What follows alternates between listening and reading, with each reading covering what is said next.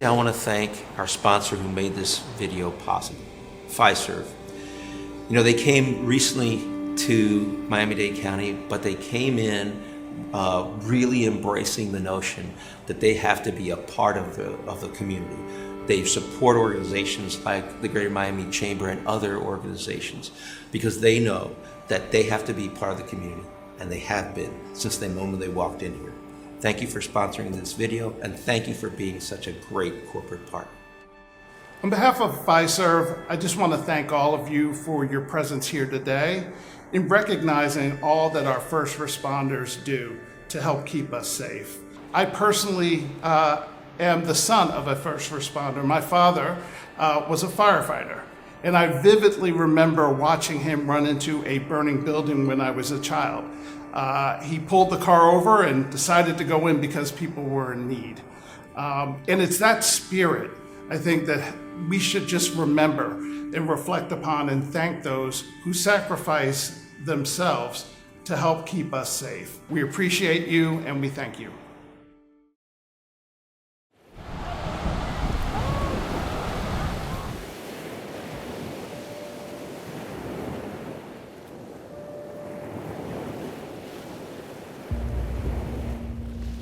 Floridians up and down the Gulf Coast should feel the impacts of this, as up to 36 hours before actual landfall due to the size of the hurricane. So the storm was approaching. We actually started on the 27th of September, and we knew we were in the potential cone. So we needed to advise our community what they need to do to be prepared, to be alert, to be safe. Hurricane hunters flying into Ian, 45 miles from the center, knocked around by extreme turbulence.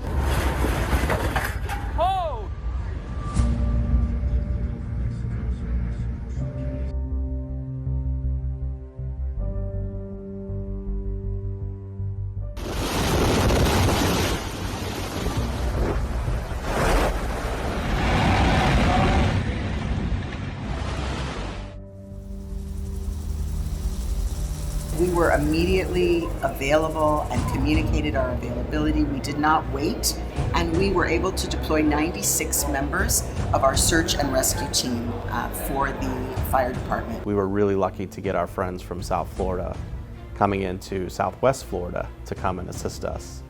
That included resources from the local fire rescue departments, local engineers. We had so many hands that came to assist us.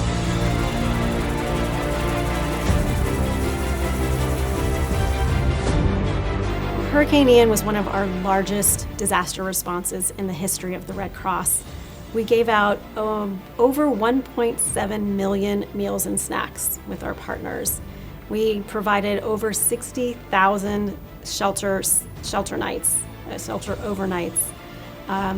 We had over 404,000 comfort kits and relief supplies, and touched about 155,000 households during our response. It was an absolutely massive response, and it was only possible because the Red Cross has such a reach across them. We had volunteers in Florida from all 50 states helping with the relief efforts. Hey, come out. We're here. Yep. Is it just you? Like I said, within the first 12 hours, they did upwards of 200 rescues. Within 48 hours, every street in the city was cleared. Debris pickup started almost immediately. The power was restored, the water was restored, and the city started coming back to life.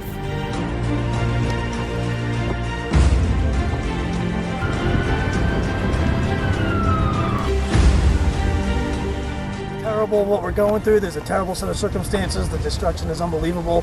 The suffering is going to be bad. Hundreds of people are dead right now. We just haven't found them yet. So this is true carnage. It's a war zone.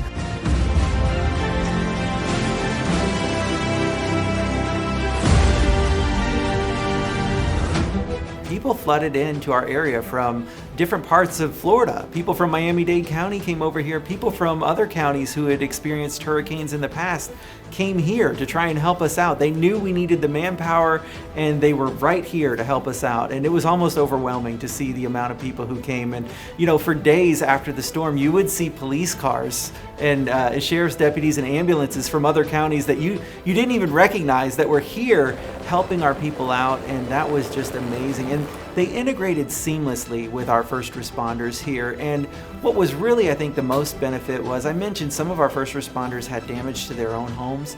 They were able to take a break when the outside folks came in and go take care of their families and their homes too. And so it was just, it was awesome to see the outpouring of help from people around the state of Florida.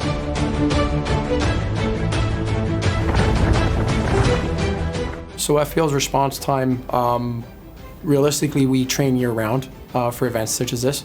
And before the hurricane made landfall, we had already gone out and started the restoration process.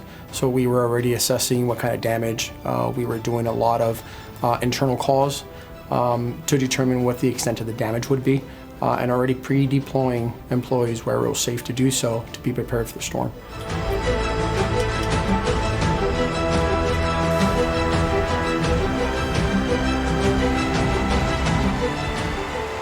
Takes a community of heroes to make a good recovery.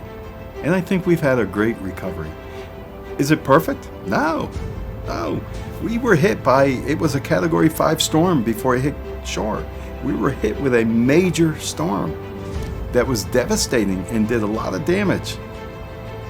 But we've come a long way in 6 months, and we're going to continue moving forward.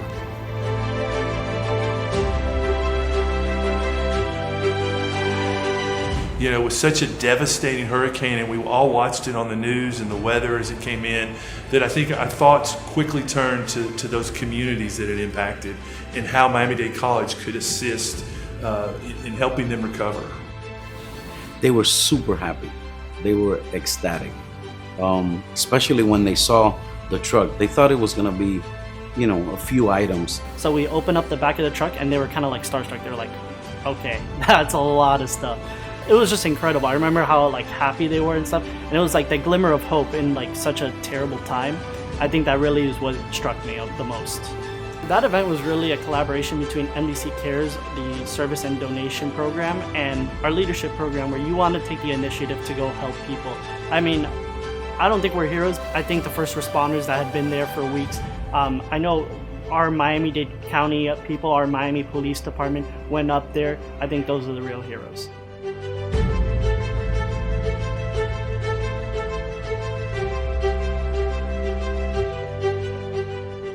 There is no question that all of those who stepped up and served are heroes. And honestly, they're heroes each and every day because they're always ready, come what may, to respond in emergencies.